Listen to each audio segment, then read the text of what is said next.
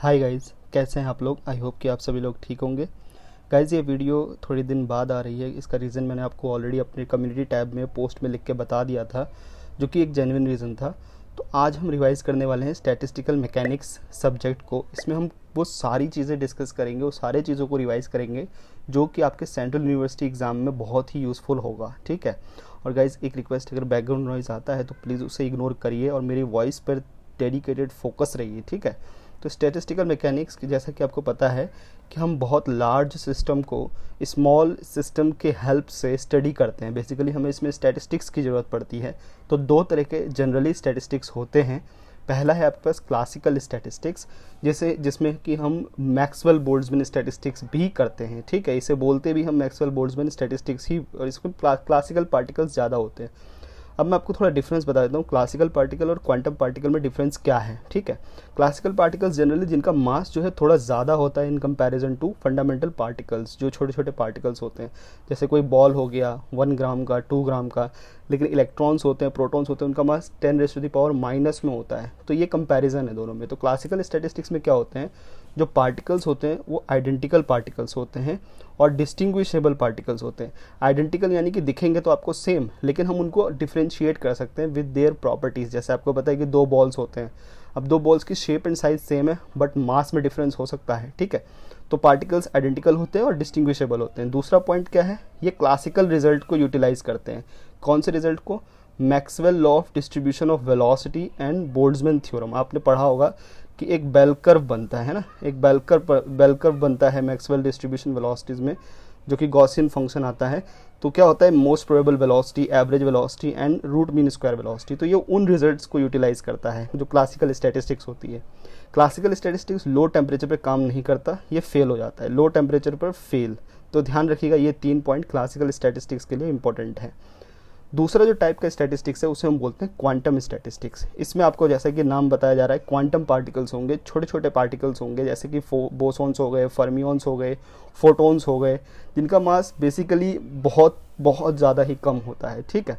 तो इनको हम क्या कैसे करेंगे, ये इनडिस्टिंग्विशेबल होते हैं और आइडेंटिकल होते हैं। तो उसमें और इसमें क्या डिफरेंस हो गया कि क्लासिकल स्टैटिस्टिक्स डिस्टिंग्विशेबल और आइडेंटिकल पार्टिकल के लिए होता है, क्वांटम स्टैटिस्टिक्स इनडिस्टिंग्विशेबल और आइडेंटिकल पार्टिकल के लिए होता है। ठीक है।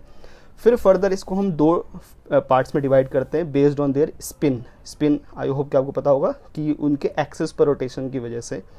तो बोस आइंस्टाइन स्टैटिस्टिक्स पहला होता है। बोस आइंस्टाइन, ये 2 साइंटिस्ट, बहुत ही फेमस फिजिसिस्ट, बोस जो कि इंडियन फिजिसिस्ट थे और आइंस्टाइन अमेरिकन फिजिसिस्ट, इन दोनों ने मिल के इसको स्टडी की थी।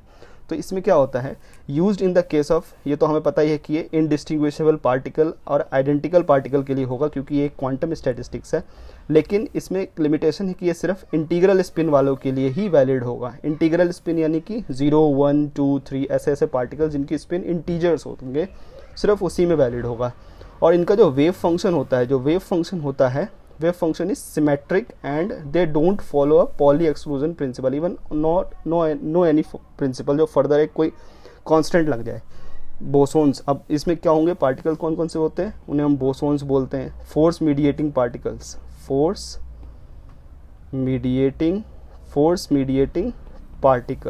ठीक है। तो ध्यान रखिएगा, फोर्स मीडिएटिंग पार्टिकल्स जितने भी होंगे, WZ बोसोन्स हो गए।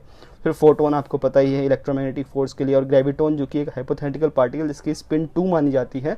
तो ये भी बोस आइंस्टाइन स्टैटिस्टिक्स के थ्रू ही पढ़ी जाती है। ठीक है। नेक्स्ट है आपके पास फर्मी डिराक स्टैटिस्टिक्स। इसमें क्या होंगे, used in the case of indistinguishable identical particles having half integral spin. Half integral spin का मतलब क्या होता है गाइस, आपने पढ़ा होगा, इस इलेक्ट्रॉन का स्पिन हाफ होता है। कुछ ऐसे पार्टिकल्स होते हैं 3/2, फिर कुछ ऐसे पार्टिकल्स हाइपोथेटिकल 5/2 हो सकता है। तो ये सारे के सारे पार्टिकल्स क्या हैं, इसको हम किस में पढ़ते हैं, फर्मी डिराक स्टैटिस्टिक्स में पढ़ते हैं। ठीक है। नेक्स्ट देखिए, अब इसमें क्या होगा कि इसमें क्या होता है कि जो पार्टिकल का जो वेव फंक्शन है, the wave function of the particle is anti symmetric and follows a Pauli exclusion principal. आपने पढ़ा है, ये तो मैं रिवाइज करा रहा हूँ, कि जो फर्मियंस होते हैं, जैसे इलेक्ट्रॉन्स होते हैं, प्रोटॉन्स होते हैं, they follow a very strict rule known as Pauli exclusion rule और प्रिंसिपल, ठीक है। और इनका वेव फंक्शन एंटी सिमेट्रिक होता है, तो ध्यान रखिएगा। अगर आपके पास दो पार्टिकल्स हैं, उन दोनों पार्टिकल्स के बारे में आप इन्फॉर्मेशन लेना चाह रहे हैं, उनको आपने किसी एक बॉक्स में पैक कर दिया, तो जब आप नेट वेव फंक्शन लेंगे तो उनके बीच में माइनस का साइन आ जाता है, और उसमें फर्मी डिराक में क्या होता है, प्लस का साइन आ जाता है। दे आर सिमेट्रिक, ठीक है। अब देखिए इसमें क्या होंगे पार्टिकल्स, इलेक्ट्रॉन्स हो गए, प्रोटॉन्स हो गए, न्यूट्रॉन, टाउ, म्यू हो गया, ये सारे पार्टिकल्स आते हैं जो फर्मी डिराक स्टैटिस्टिक्स को फॉलो करते हैं। इसमें कुछ पॉइंट्स आपको ध्यान होना चाहिए क्वांटम स्टैटिस्टिक्स में, कि एट हाई टेम्परेचर, अगर आपका टेम्परेचर बहुत हाई है किसी सिस्टम में, both the statistics approaches a classical result, classical statistics को अप्रोच करता है। तो ध्यान रखिएगा, अगर कोई ऐसा क्वेश्चन आ जाता है, क्योंकि BHU जैसे एग्जाम में क्या होता है कि वन सेंटेंस के ऊपर भी या वन जो लाइन के ऊपर भी क्वेश्चन बन जाता है, तो लिखा होगा at high temperature which of the following statistics follows classical result. तो ध्यान रखिएगा, कोई एक नहीं, दोनों के दोनों स्टैटिस्टिक्स क्या होते हैं, क्लासिकल रिजल्ट को अप्रोच करते हैं, ठीक है। नेक्स्ट, जैसा कि मैंने वीडियो के स्टार्टिंग में ही बता दिया कि हम स्टैटिस्टिकल मैकेनिक्स में क्या करते हैं, हम मैक्रोस्कोपिक यानी बड़े सिस्टम को स्टडी करते हैं विद द हेल्प ऑफ छोटे सिस्टम्स, यानी माइक्रोस्कोपिक लेवल पर उनकी हेल्प से हम बड़े सिस्टम्स की स्टडी करते हैं। अब इसमें क्या होगा, जब हम ऐसी बात कर रहे हैं तो उनको हम बोलते हैं माइक्रो स्टेट्स, यानी we need to defined a number of micro states, basically number of ways किसी पार्टिकल को किसी एनर्जी लेवल में अरेंज करना, उसी को हम बोलते हैं माइक्रो स्टेट बेसिकली। तो number of micro state in different statistics कैसे निकाला जाएगा, उसका फॉर्मूला मैंने आपको यहाँ बताया हुआ है। तो अगर आपके पास कोई क्लासिकल पार्टिकल है, उस केस में आपको माइक्रो स्टेट निकालना है degeneracy, where GI is the degeneracy and NI is the number of identical particles, ठीक है। तो अगर आपको नंबर ऑफ पार्टिकल्स दिया हुआ है और डीजेनरेसी दी हुई है, जैसे मान लीजिए क्वेश्चन होता है कि find the number of ways in we can arrange 3 particles into 4 energy levels, तो ध्यान रखिएगा 3 particles means number of particles 3 हो गए और डीजेनरेसी आपके पास 4 है। लेकिन अगर कंडीशन लगा देता है तो फिर आपको गिनना पड़ेगा, जैसे क्या लगा देता है कि find the number of ways in which we can arrange a number of particle this and this to the energy level this and this so that the total energy is 0, ऐसा कोई, तो फिर आपको काउंट करना पड़ता है। तो number of अगर नहीं है ऐसा, तो सिंपल आपको ये फॉर्मूला यूज़ करना, आपको नंबर ऑफ माइक्रोस्टेट मिल जाएगा। तो GI की power NI when you have a classical particle, Maxwell Boltzmann. जब आपके पास कोई फर्मियन है, प्रोटॉन हो गया, इलेक्ट्रॉन हो गया, या सिंपल फर्मियन लिखा हुआ है, तो GICNI NCR वाला फॉर्मूला जो आपने कॉम्बिनेशन में पढ़ा होगा NCR, वैसे ही फॉर्मूला आपको यहाँ यूज़ करना है। और अगर बोर्स-आइंस्टाइन स्टैटिस्टिक्स है, बोस है, कोई बोसोन है, फोटोन है या ग्रेविटॉन है, ऐसा कोई हाइपोथेटिकल पार्टिकल, सिंपल बोसोन लिखा हुआ है, तो NI प्लस GI माइनस 1 का फैक्टोरियल, NI का फैक्टोरियल, GI माइनस 1 का फैक्टोरियल। अब आपको यहाँ पे पाई दिख रहा होगा, मैंने हर जगह पाई लिखा हुआ है। तो पाई क्यों लगाते हैं कि जब भी कहीं मेरे पास एक से ज़्यादा सिस्टम होते हैं, तो जो आपके पास जो ओमेगा यानी बेसिकली नंबर ऑफ माइक्रोस्टेट होते हैं, उनका प्रोडक्ट निकाल के हम टोटल निकालते हैं, ऐड नहीं करते हैं। तो ध्यान रखिएगा, अगर मेरे पास 3 से 1 से ज़्यादा सिस्टम होते हैं, तो जो टोटल निकलता है वो मल्टीप्लिकेशन में निकलता है। तो इसलिए पाई, क्योंकि आपको पता है कि मल्टीप्लिकेशन के लिए यूज़ होता है। अब इसके बाद क्या है कि एक बहुत ही इंपॉर्टेंट पोस्टुलेट है स्टैटिस्टिकल मैकेनिक्स का, कि जो एंट्रोपी निकलती है वो K ln ओमेगा से निकलती है। आई होप कि आपको ये पता होगा, K का मतलब है बोल्ट्जमैन, ओमेगा का मतलब है जो आप नंबर ऑफ माइक्रोस्टेट निकालेंगे। एक एग्जाम्पल मैंने छोटा सा आपको करा दिया है कि let NMB, NBE and NFD denotes the number of ways in which 2 particles, कितने पार्टिकल्स हैं, 2 पार्टिकल्स हैं, can be distributed in 2 energy levels, इसका रेशो निकालना है आपको। तो बेसिकली 2 पार्टिकल्स हैं, 2 एनर्जी लेवल्स हैं, तो आपको डीजेनरेसी पता चल गई 2 हो गया, और नंबर ऑफ पार्टिकल्स पता चल गया 2 है, तो 2 की power 2 in case of Maxwell 4 आ गया। बोस-आइंस्टाइन के केस में फॉर्मूले में पुट करना है 2 + 2 - 1 फैक्टोरियल 3 फैक्टोरियल बाई 2 फैक्टोरियल 3 आ गया।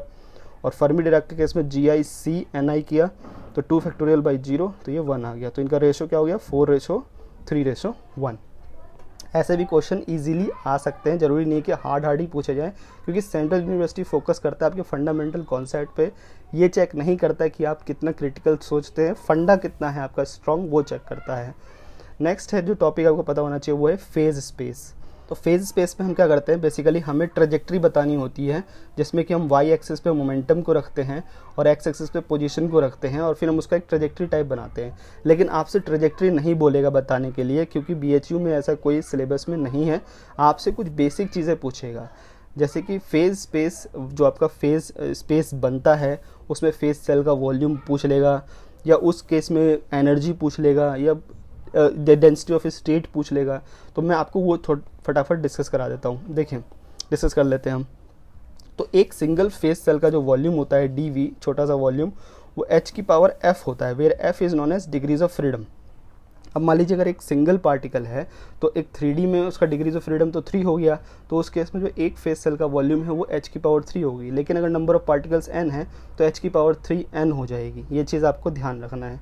फिर जो फेज स्पेस होता है, जो उसका वॉल्यूम होगा, वो volume to the position space multiply by volume to the momentum space. तो volume in the position space तो v ही हो गया, मोमेंटम स्पेस में हो गया 4/3 पाई p क्यूब हो गया, ठीक है। तो नॉन रिलेटिविस्टिक फ्री पार्टिकल की जो एनर्जी होती है वो p²/2m होता है। तो सबको पता है, आपने पढ़ाई होगा बेसिक में। तो p²/2m है। तो 1D का केस लेते हैं, यानी कोई नॉन रिलेटिविस्टिक पार्टिकल है, फ्री पार्टिकल है और 1 डायमेंशन में मूव कर रहा है, तो उसका फेस सेल का जो वॉल्यूम हो गया वो h की पावर f, क्योंकि f 1 हो जाएगा 1D के केस में, तो h आ जाएगा। और volume of the phase space होगा L टाइम्स 2p। ये ध्यान रखिएगा, जो वॉल्यूम होगा उस फेज स्पेस का, क्योंकि एक सिंगल पार्टिकल जब नॉन रिलेटिविस्टिक 1D में मूव करता है तो जो वॉल्यूम है वो बेसिकली एरिया है उसका। तो आप भी देख सकते हैं यहाँ रेक्टेंगल टाइप कुछ बन रहा है, तो इस रेक्टेंगल का जो एरिया है बेसिकली लेंथ टाइम्स, और ये 2p हो जाएगा टोटल। तो ये मैंने यहाँ लिखा हुआ है। तो जो ओमेगा p आएगा basically number of micro state या मोमेंटम माइक्रो स्टेट, वो होता है volume of the phase space over में volume of the one single phase cell. तो one single phase cell h है, volume of the phase space L × 2p है। तो energy के टर्म्स में यही माइक्रो स्टेट पूछ लेता है कभी कभी, तो आप p की जगह यहाँ से निकाल लेंगे तो √2me आ जाएगा, और इसकी वैल्यू आप यहाँ पुट कर देंगे। तो ऐसा पूछ लेता है कि शो दैट नहीं पूछ लेगा the number of energy micro state in case of non relativistic free particle in 1 dimension is directly proportional to. 4 option में लगा देगा e की पावर 1, e की पावर 2, e की पावर हाफ, और कोई चौथा ऑप्शन बना देगा। तो ध्यान रखिएगा e की पावर हाफ के डायरेक्टली प्रोपोर्शनल है। जब आप एनर्जी माइक्रो स्टेट को डिफ्रेंशिएट करते हो विद रिस्पेक्ट टू एनर्जी, तो आपको डेंसिटी ऑफ स्टेट मिल जाता है। तो यहाँ से आपने डिफ्रेंशिएट किया तो density of state in case of 1D is directly proportional to e की पावर -12। ठीक है, तो ये 1D का केस हो गया, बड़ा ही सिंपल सा। अब हम बढ़ते हैं 2D की तरफ। तो 2D में क्योंकि डिग्रीज ऑफ फ्रीडम जो होगा, जो 2D में डिग्री ऑफ फ्रीडम होगा वो 2 हो जाएगा एक सिंगल पार्टिकल के लिए, तो dV = h² हो जाएगा। Volume of the phase space हो जाएगा इस केस में एरिया टाइम्स, मतलब area in the position space multiply by area in the momentum space, तो पाई p² कर दिया मैंने। और जो हमारे पास ओमेगा p निकलेगा, यानी मोमेंटम स्पेस में जो माइक्रो स्टेट होगा वो होगा आपके पास volume of the phase space over में volume of the single phase cell, ये इतना आ जाएगा। फिर इसको मैंने क्या कर दिया, इसको डिफ्रेंशिएट कर दिया, यानी बेसिकली मतलब ये कोई नई क्वांटिटी नहीं है, बस डिफ्रेंशिएट करके मैंने लिख दिया। क्या पता है ऐसा भी पूछ ले। देन ओमेगा डैश p कितना होगा और डायरेक्टली प्रोपोर्शनल कितना होगा, तो ये देख सकते हैं मोमेंटम का डायरेक्टली प्रोपोर्शनल है। ओमेगा e निकाला है तो p² की जगह 2me रख दिया। तो इन केस ऑफ 2D आप देख सकते हैं कि जो एनर्जी माइक्रो स्टेट है वो एनर्जी के पावर 1 के डायरेक्टली प्रोपोर्शनल है। फिर इसको आपको डिफ्रेंशिएट करना है, इसको आप डिफ्रेंशिएट करेंगे तो आपको GE डेंसिटी ऑफ स्टेट मिलेगा। और आप देख सकते हैं 2D में डेंसिटी ऑफ स्टेट कांस्टेंट है, यह एनर्जी पर डिपेंड नहीं कर रहा है। नेक्स्ट है मेरे पास 3D में। अगर हम देखें तो 3D में मेरे पास जो वॉल्यूम आएगा एक सिंगल फेज सेल का वो h की पावर 3 आ जाएगा, क्योंकि डिग्री ऑफ फ्रीडम इस केस में कितना हो गया 3। एक सिंगल पार्टिकल की बात हो रही है, अगर n पार्टिकल होगा तो 3n हो जाएगा वो, ठीक। ऐसे ही मेरे पास volume of the phase space जो है, volume of the phase space जो है आपके पास v in the momentum space multiply में v इन दी जो है पोजीशन स्पेस मल्टीप्लाई में v in the momentum space, तो 4/3 पाई p³ हो जाएगा। So omega in terms of momentum, volume of the phase space over volume of the single phase cell कर दिया।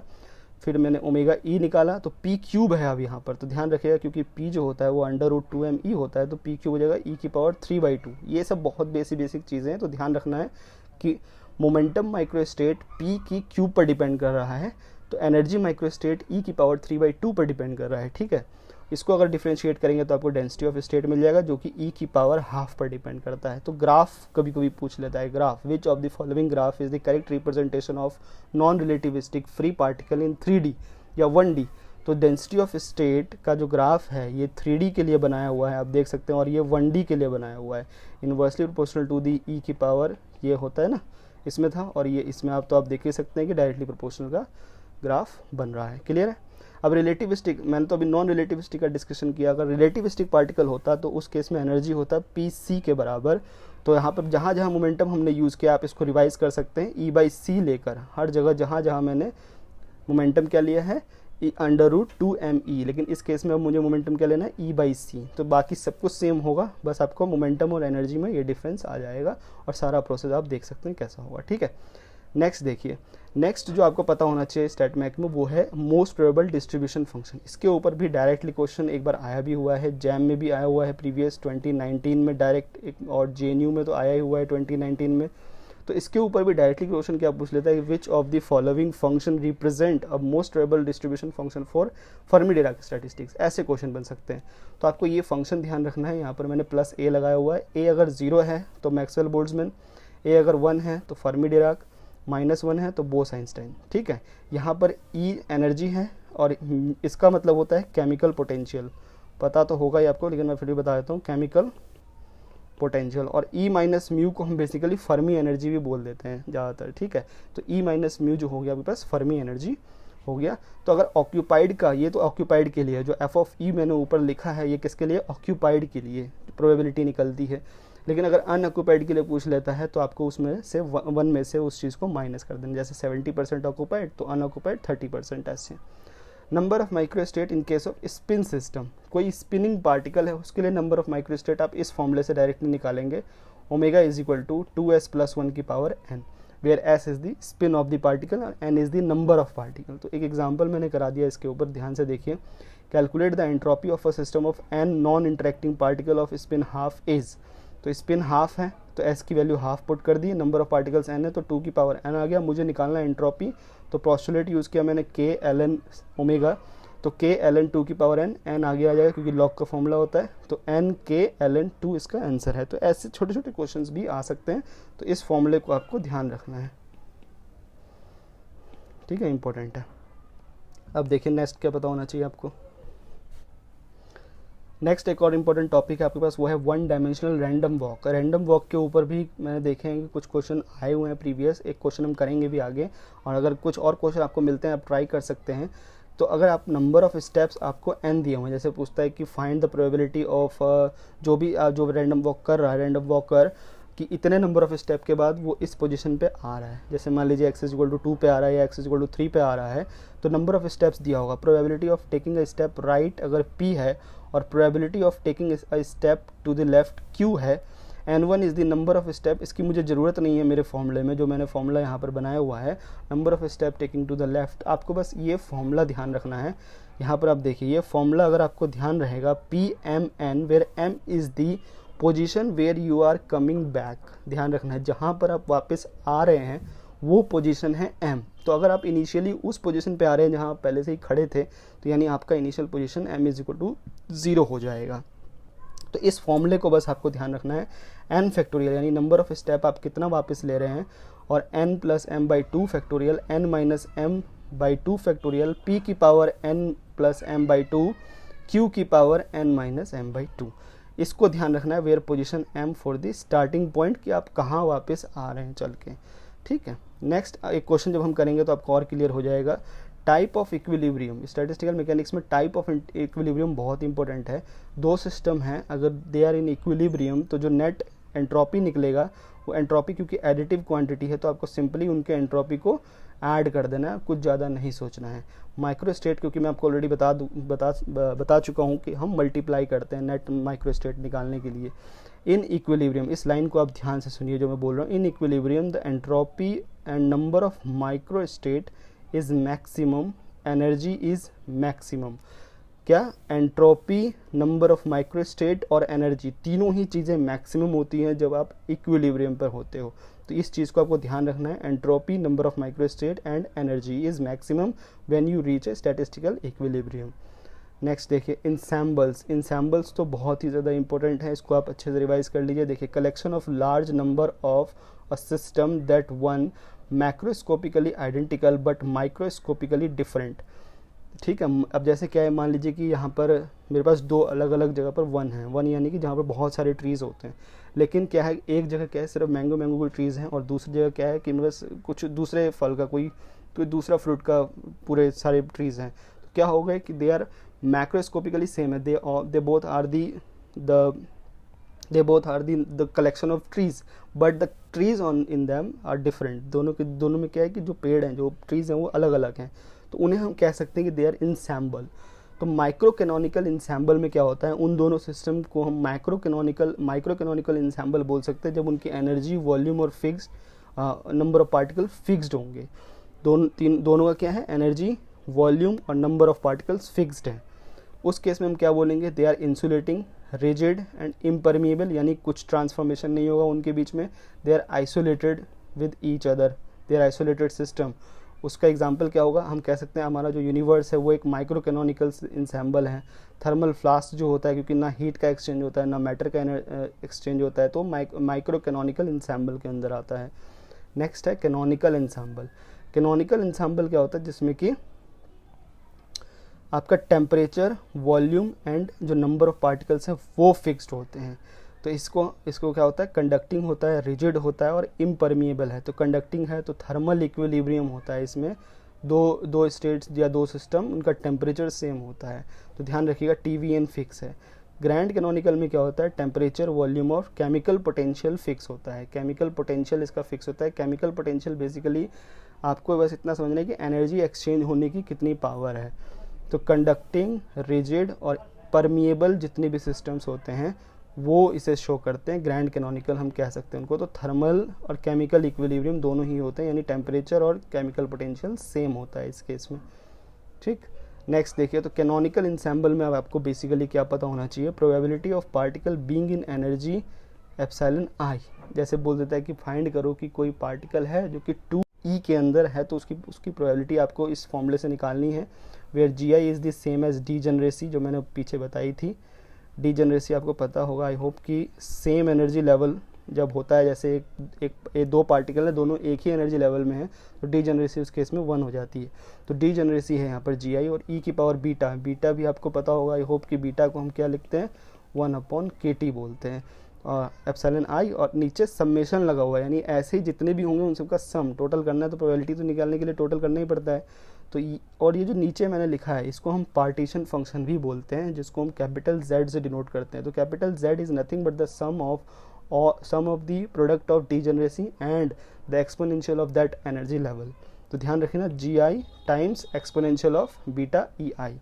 ठीक, अब जैसे मान लीजिए आपको पता चल गया कि हाँ पार्टीशन फंक्शन ये है, तो अब आप उससे बहुत कुछ निकाल सकते हो। जैसे कि एवरेज एनर्जी निकालने का formula in case of canonical में क्या होता है आपका TVN, यानी टेम्परेचर, वॉल्यूम और नंबर ऑफ पार्टिकल्स फिक्स होते हैं। तो एवरेज एनर्जी आप इस फॉर्मूले से निकालोगे, जैसा कि क्वांटम मैकेनिक्स में भी आप लोग करते हैं। सिंपल है, एनर्जी के साथ मल्टीप्लाई कर देना है, जो आपका प्रोबेबिलिटी वाला फॉर्मूला है। और या नहीं तो अगर आपको Z दिया हुआ है तो आप इस फॉर्मूले का डायरेक्ट यूज़ करिए और आप एवरेज एनर्जी निकाल सकते हैं। उस केस में minus partial differentiation of Z with respect to beta, और अगर बीटा के टर्म्स में दिया हुआ है तो, और नहीं अगर टेम्परेचर के टर्म्स में दिया हुआ है तो आप इससे भी निकाल सकते हैं KT² ∆T ln Z का जो है डिफरेंशिएशन। एवरेज प्रेशर निकालना है तो आप डायरेक्ट प्रेशर को मल्टीप्लाई कर दीजिए इस प्रोबेबिलिटी में, तो समेशन ऑफ प्रेशर G की पावर बीटा। और अगर इसके टर्म्स बीटा के टर्म्स में निकालना है तो बीटा के टर्म्स में आप इस फॉर्मूले को यूज़ कर सकते हैं। ठीक है, ln Z 1/बीटा। एवरेज केमिकल पोटेंशियल निकालने के लिए फिर वही केमिकल पोटेंशियल से मल्टीप्लाई कर दीजिए, और बीटा के टर्म्स में निकालना है तो आप जो है बीटा के टर्म्स में निकालना है तो ये वाला फॉर्मूला आप निकाल सकते हैं। ठीक है, ln Z। Average entropy is equal to, you can calculate with the help of this formula. ठीक है, ये मैंने बहुत ही मेहनत से किताबों से निकाले हैं, ये फॉर्मूलेज बहुत ही इंपॉर्टेंट है गाइज। तो ध्यान से इन सभी फॉर्मूले को या तो आप लिख लीजिए कहीं पर, नहीं तो इसका PDF आप बाद में नीचे वीडियो के डिस्क्रिप्शन से डाउनलोड कर सकते हैं। एवरेज जो आपके पास फ्री एनर्जी है वो आप इस फॉर्मूले से निकालेंगे, जो कि -KT ln Z के बराबर आ जाएगा। तो अगर Z आप पता कर लेते हैं तो उसको आप सिंपली ln Z करके KT के साथ मल्टीप्लाई कर दीजिए माइनस साइन, तो आपको एवरेज फ्री एनर्जी मिल जाएगा। अब मैंने कुछ एग्जांपल लिए हैं फॉर दी कैनोनिकल। पहला है हार्मोनिक ऑसिलेटर, जो कि आपको पता होना चाहिए कि 2 टाइप के होते हैं। क्लासिकल हार्मोनिक ऑसिलेटर, जिसमें आपका Z जो होगा वो KT/H×ω होगा। ठीक है, तो ये 1/βH×ω भी कर सकते हैं, क्योंकि इसमें क्या होता है कि n हार्मोनिक, अगर मैं बात करता हूँ n पार्टिकल्स हैं जो कि क्लासिकली हार्मोनिक ऑसिलेटर के अंदर हैं, तो ये KT/H×ω की पावर n हो जाएगा। तो उस केस में एवरेज एनर्जी निकालेंगे तो आपके पास KT आ जाएगा, जो कि सही है। क्लासिकली हमें पता है कि एवरेज एनर्जी जो होती है हार्मोनिक ऑसिलेटर की वो KT होती है, और एवरेज प्रेशर आप निकालेंगे तो 0 आ जाएगा। लेकिन क्वांटम अगर हार्मोनिक ऑसिलेटर है तो उस केस में जो z आता है वो ये पूरा टर्म आता है, क्योंकि z is the summation of all the energy. तो हमें एनर्जी पता होता है, एनर्जी कितना होता है इस केस में हमें पता है कि n plus half h cross omega. तो इसको हम क्या करते हैं, फिर जो ये पार्टीशन फंक्शन वाला जो फॉर्मूला है जब हम यूज़ करेंगे तो मैंने डायरेक्ट लिख दिया है, फिर जीपी वगैरह बनती है तो ये लिख दिया, फिर ऐसे ही n है मेरे पास, n नंबर ऑफ होंगे तो zn जो निकलेगा इसका टोटल n कर दिया। यहाँ पर मैंने साइन हाइपरबोलिक का यूज़ कर लिया है और इसका एवरेज एनर्जी जो होगा वो कोसाइन ऑफ हाइपरबोलिक है। डायरेक्टली आप इसे मेमोराइज करिए, अभी भी टाइम नहीं है कि आप इसको देखें बुक में कि क्या कैसे डिराइव हुआ है, बट डायरेक्टली मेमोराइज करिए, क्योंकि हो सकता है पूछ लेगा कि क्वांटम हार्मोनिक ऑसिलेटर के लिए एवरेज एनर्जी कितना होगा। तो ध्यान रखिएगा cosine of hyperbolic cosine use होगा और एवरेज प्रेशर इस केस में भी ज़ीरो ही आता है, ये नहीं आएगा। तो दोनों ही केस में average pressure zero. Next paramagnetic system, ये भी इंपॉर्टेंट है, पता होना चाहिए आपको। दो टाइप की स्पिन होती है पार्टिकल में, half and minus half. Energy अगर उनकी epsilon minus epsilon, magnetic energy इस केस में माइनस होगी, इस केस में प्लस होगी, क्योंकि हमें पता है कि U is equal to minus mu भी होता है, तो इसलिए प्लस के केस में माइनस और माइनस के केस में प्लस हो जाता है। तो इस केस में जो आपका पार्टीशन फंक्शन होगा वो दो ही तरीके की पॉसिबिलिटीज़ हैं, ई की पावर एक बार माइनस के लिए प्लस हो जाएगा और प्लस के लिए माइनस हो जाएगा। तो z जो मैंने फिर इसको क्या कर दिया 2 से डिवाइड और मल्टीप्लाई कर दिया, तो 2 कोसाइन हाइपरबोलिक में हो जाएगा। फ्री एनर्जी हमें पता है क्या होता है, KT ln z की पावर n, क्योंकि नंबर ऑफ पार्टिकल्स n हो सकते हैं तो n आगे आ जाएगा और ये यहाँ पुट कर दिया मैंने सबके सब।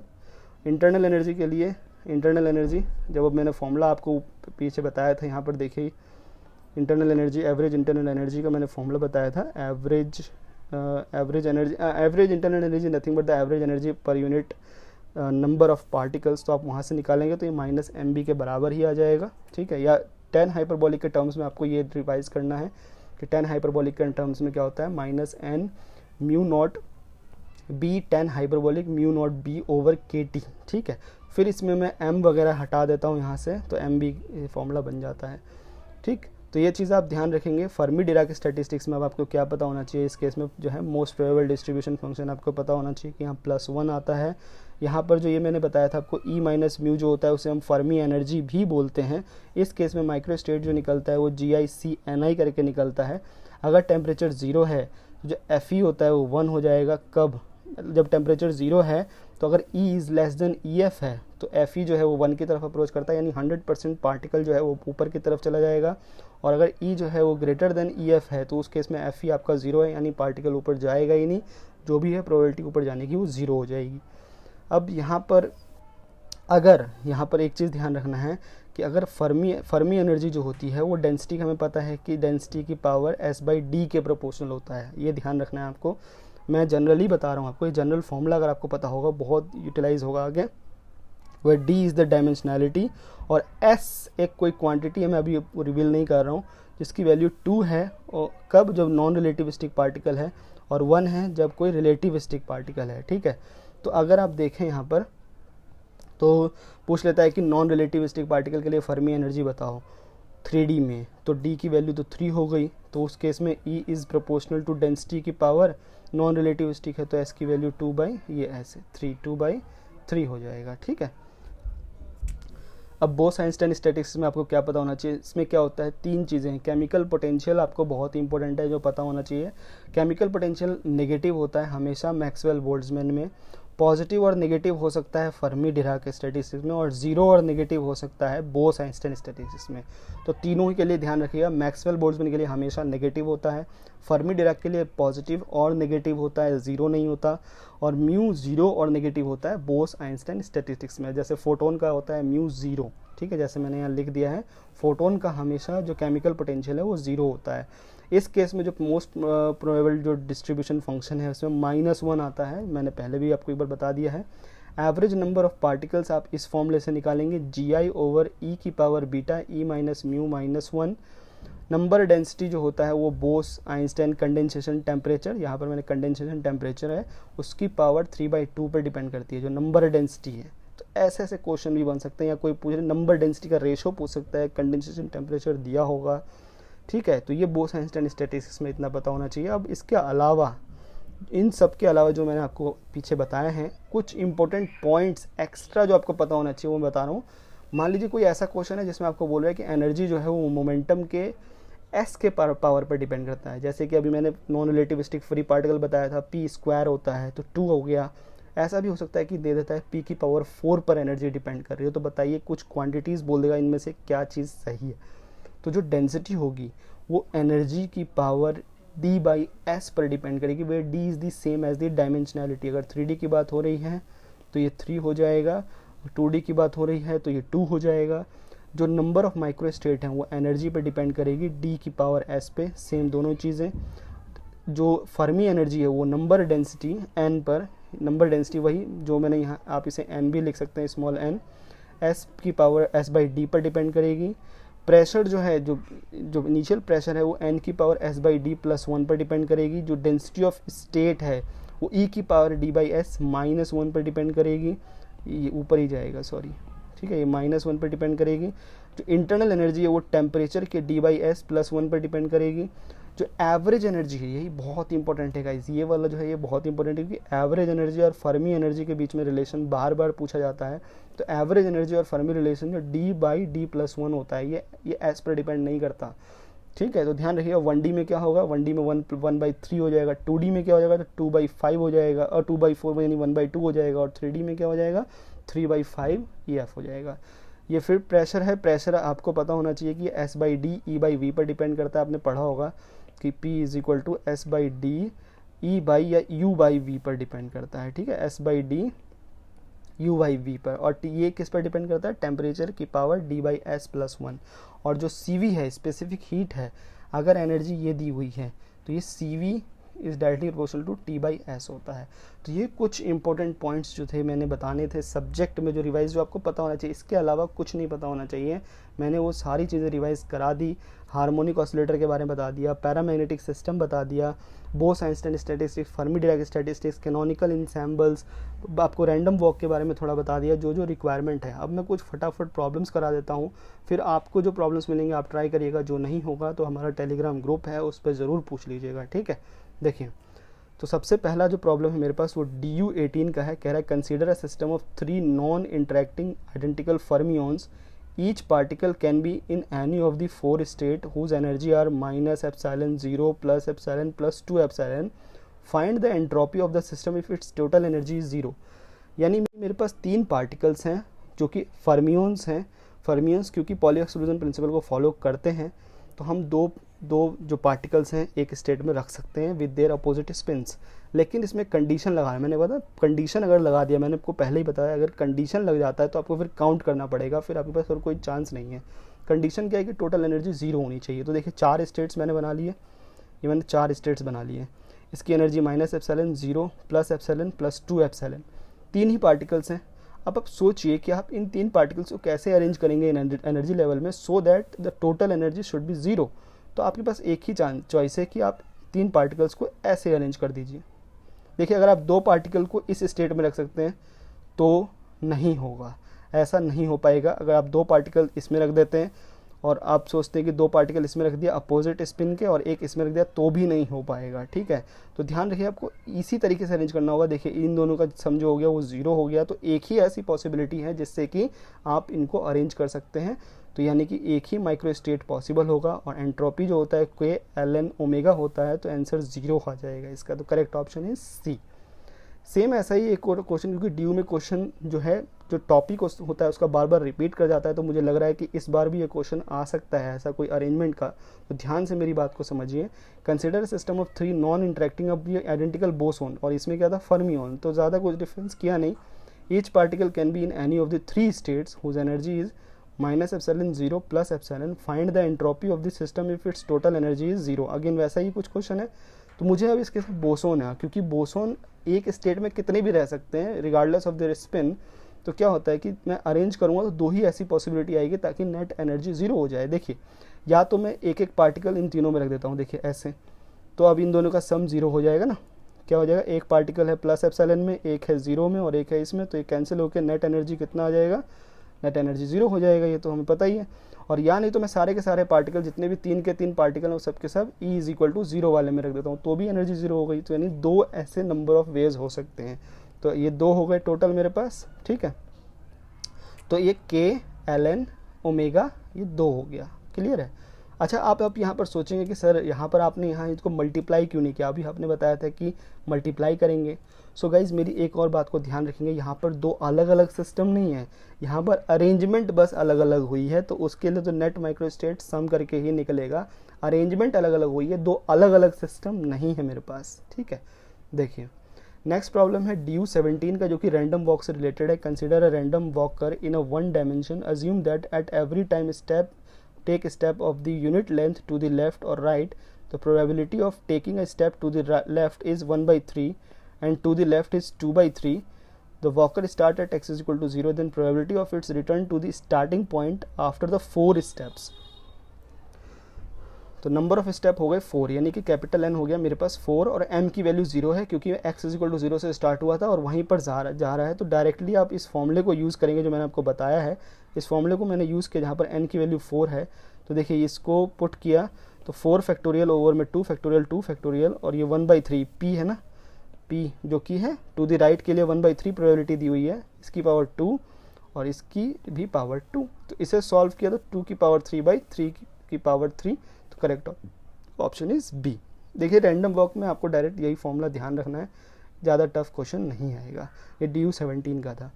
ये JNU11 का क्वेश्चन है मेरे पास, कह रहा है consider a ensemble of quantum particle each of which can be in one of the state of energy E1 and E2. This system is in equilibrium at temperature at 300 Kelvin. N1 and N2 denotes the average number of particle in two states. N2 by N1 is 1/E. Then frequency of radiation corresponding to the transition between two states. देखिए यहाँ पर बोल रहा है मेरे पास कि quantum particle है, तो क्वांटम पार्टिकल और बेसिकली यहाँ पर वन ऑफ द स्टेट यानी एनर्जी के बीच में होने की बात हो रही है, इंसैम्बल है।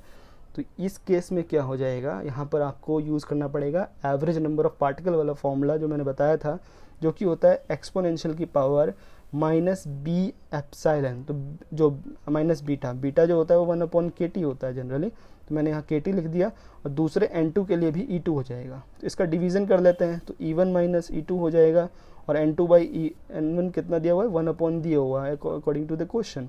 यहाँ पर सॉल्व किया तो जो h न्यू होगा वो kt के बराबर आ जाएगा।